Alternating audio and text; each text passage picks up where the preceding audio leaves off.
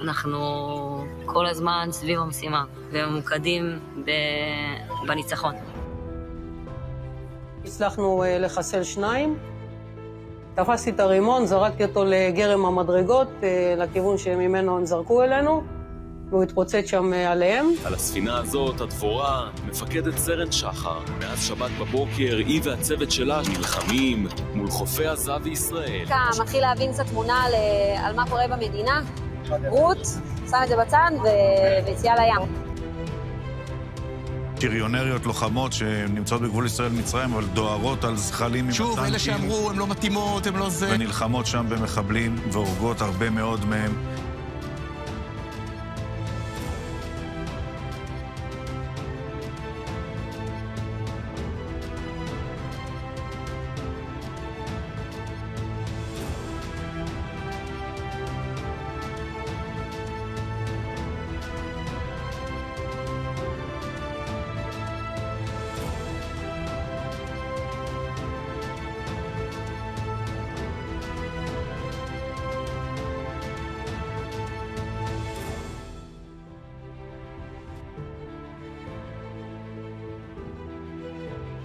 הרגת, איריס, 2 מחבלים בעצמך. כן, נכון. לא רק אני, גדוד שלם של לוחמים ולוחמות שהיו ביחד איתי.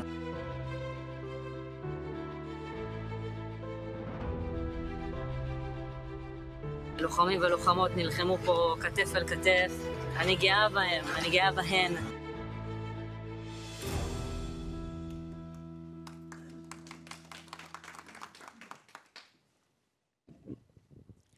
So thank you very much and welcome to our second panel, which will focus on women in active combat. With me here is Colonel Reserve Pnina Sharvit Baruch. Pnina is a senior researcher here at the INSS and heads the program on law and national security. She was formerly, among many other impressive achievements, head of the International Law Department at the Military Advocate General Unit, is one of the founding mothers of Forum Dvora, which produced this movie that we've just seen, who deals with women in foreign policy and national security, and is the president of the managing board of the Israeli section of the International Women Forum, and a general force to be reckoned, as I've learned to know in the few months that we've been working together. We hope to discuss having... My name is Anat Shapira, and I'm a researcher here at the INSS. Maybe someday, hopefully. I have a good role model. And so I think probably the best way to start is to talk a little bit about the history of women in military service in Israel and in active combat in particular. So, to open the... Yeah. Now do you hear me? Okay. So again, thank you. It's very difficult to move from the previous panel to this panel. But I do need to say something about it because I think we saw a lot of women heroes here in this clip, but there are also women heroes here in the audience. I think one of them is Kochav. I can testify firsthand how Kochav took upon herself this terrible, terrible, difficult task.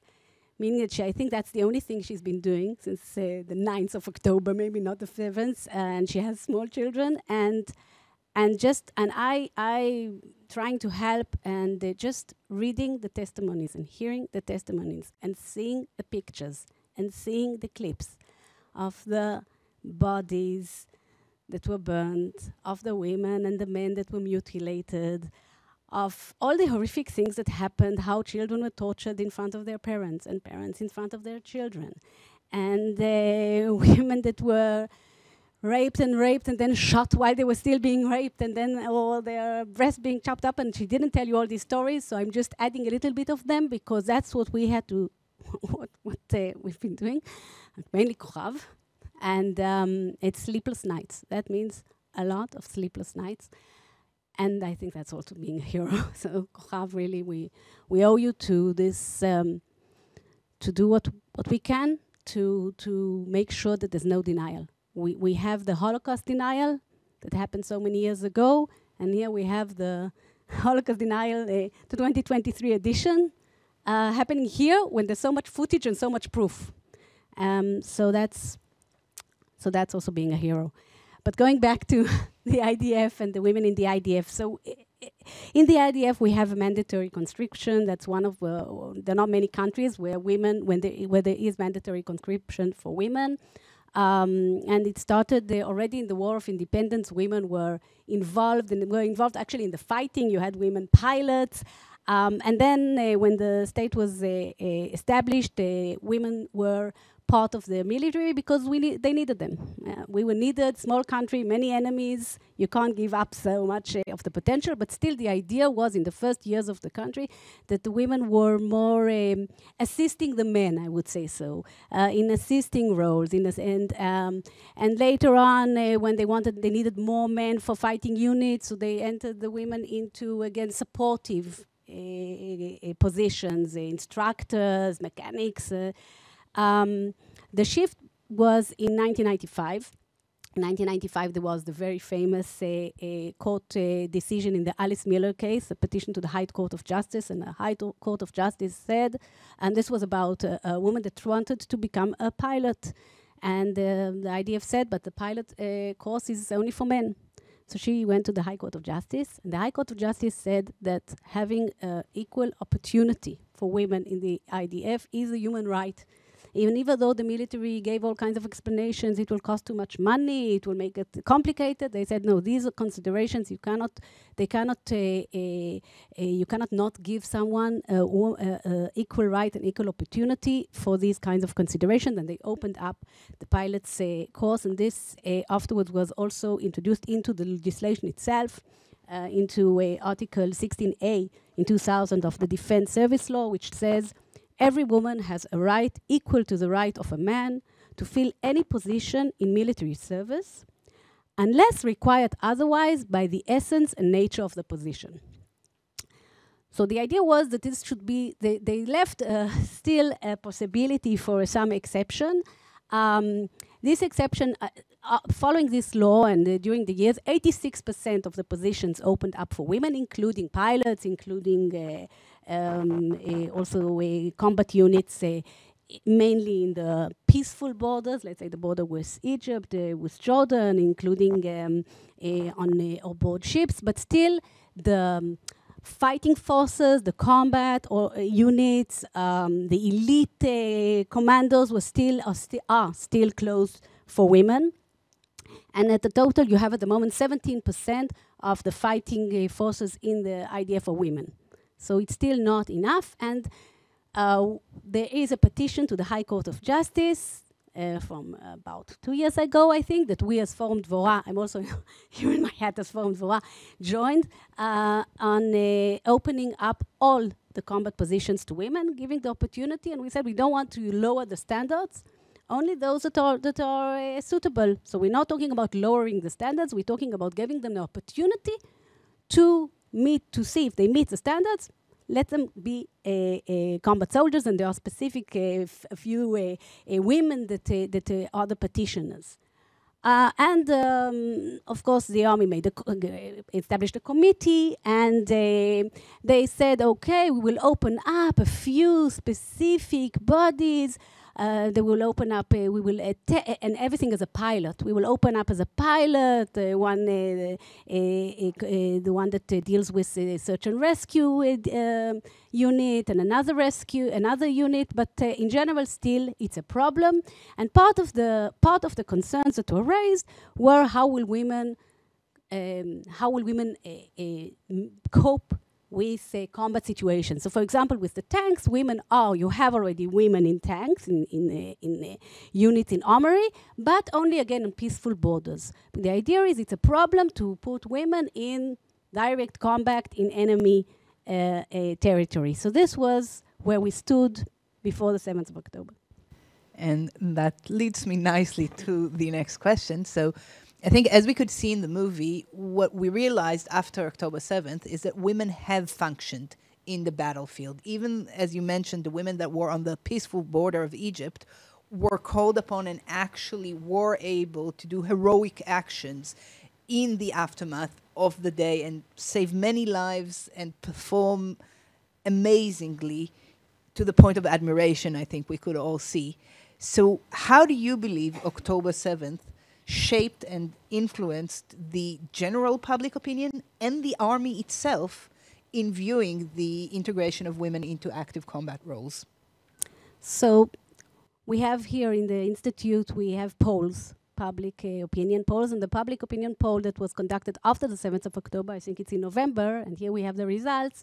So as you can see, 70% think that women can be in combat positions. I'm not sure this would be the same result before the 7th of October. I think, and we saw it in the clip, you have all these very tough, macho commentators, commanders saying the discussion is over. Women prove themselves. You don't need any more pilots. Okay, we had the pilot in real time, real life pilot. Women can function very well in combat. Unfortunately, we found that the difficult way. The tanks, they were mentioning the tanks. The tanks, one of the issues was, how will they function in a conflict, in an armed conflict when you have many hours, you have to stay in the tank. And I saw these women that were in the tanks that arrived on the 7th of October and killed and defended the kibbutzim and killed many terrorists. One of them said we were 14 hours in the tank fighting. So they managed to be 14 hours in the tank, women and all.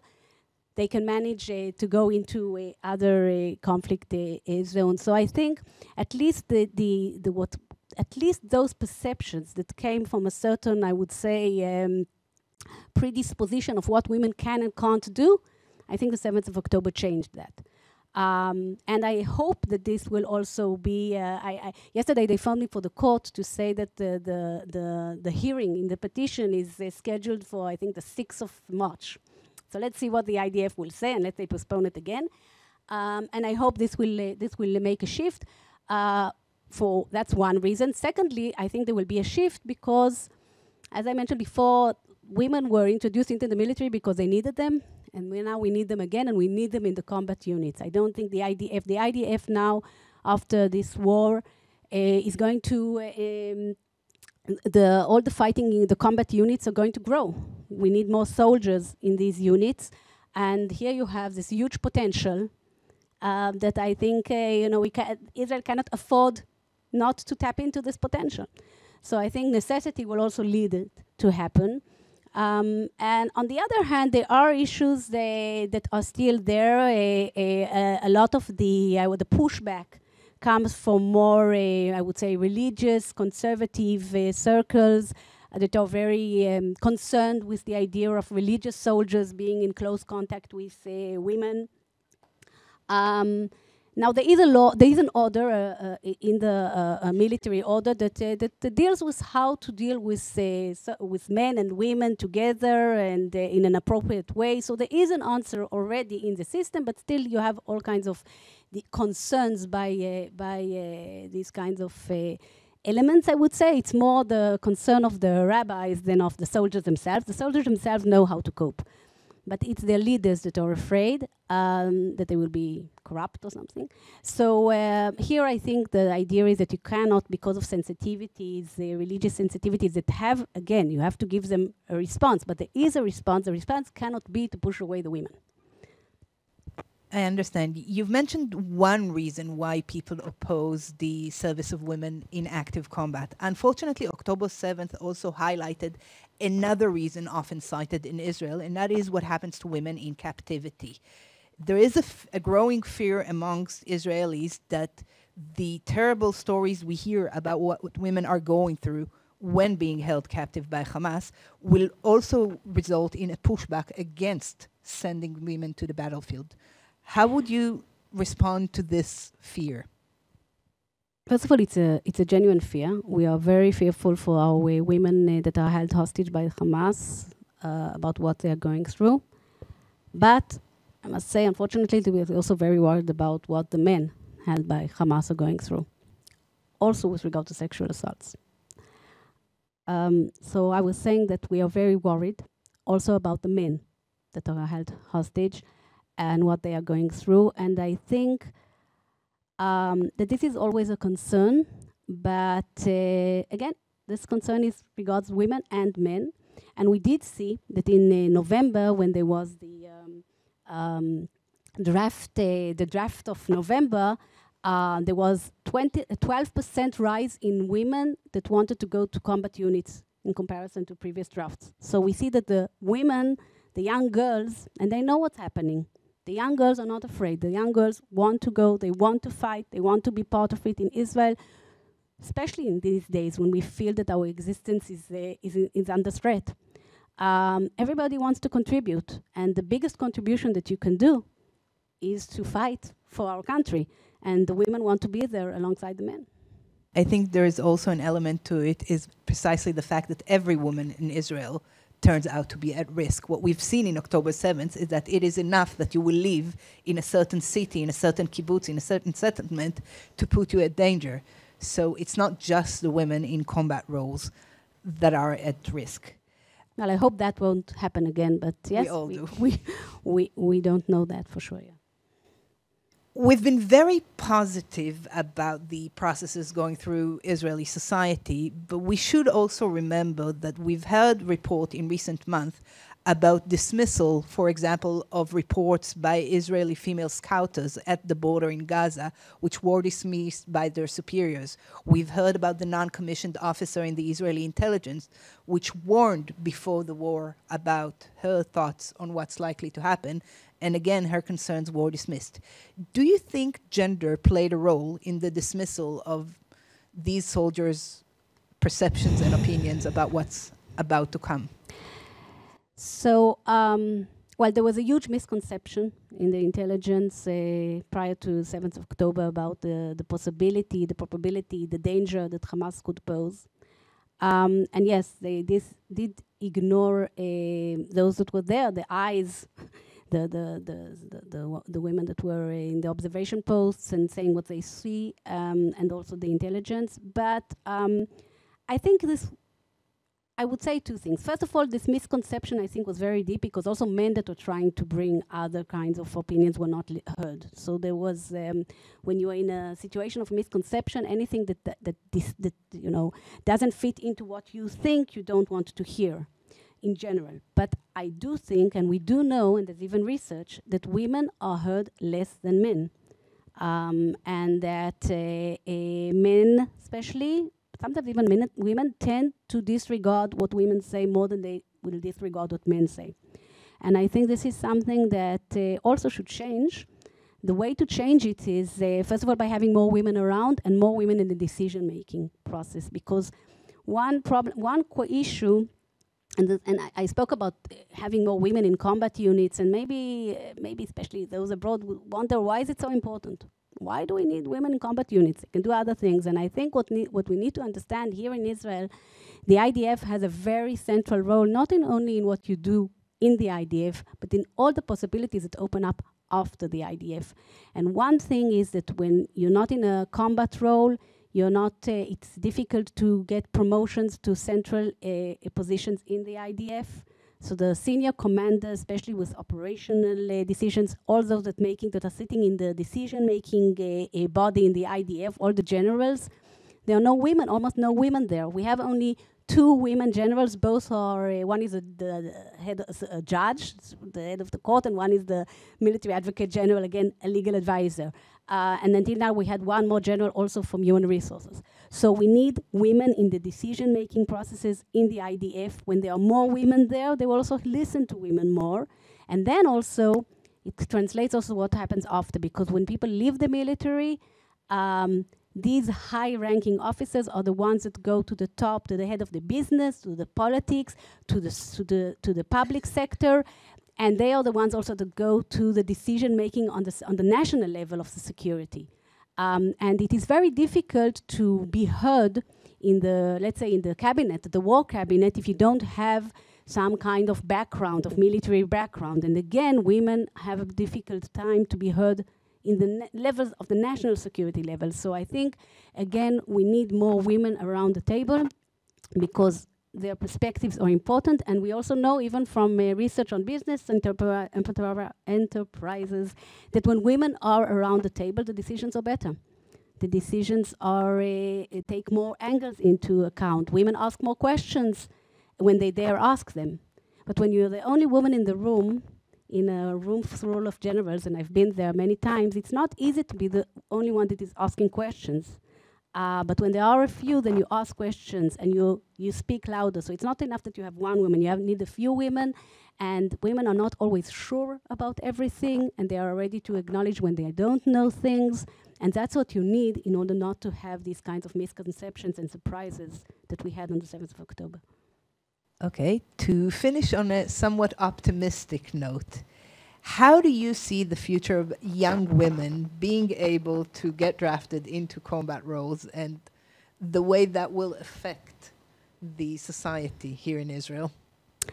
So again, I think now there will be opportunities. I think, as I said, the IDF will have to open up more positions for women. We do want them to succeed in doing that. And one thing that we knew, one of the reasons that they are given why not to have women in combat units is that women get more injuries, securing their health. And here there was a lot of work done in NATO, and I read all these reports because I presented them before the committee of the IDF. And what they found is that what is very important in order to minimize injuries to all soldiers, but especially to women, is preparation. You need to start preparing your fitness already 2 years before being drafted. And we informed Dvorah, one of the ideas we want to do is to have these projects of women preparing themselves physically, mentally, understanding what they need to do. Then you need equipment that is suitable for women, the right kind of equipment, because that's part of the injuries if they're wearing equipment that is devised for the men's bodies. But other militaries have opened all the positions for women, so there is such equipment. And the right nutrition. If we do all that, so we don't need to have any more injuries for women in comparison to men. And if girls know that they have the possibility to get there, that this is something that they will think about already when they are younger and prepare themselves, I think we'll have more women there. And I'm sure they will do a very good job, and hopefully this war will end soon. We're not sure that will be the situation, but I think it made it very clear to us that we have to have a very strong military to defend ourselves, because we have enemies that wish to destroy the state of Israel, and we have to be very strong against these threats. Thank you very, very much. Thank you.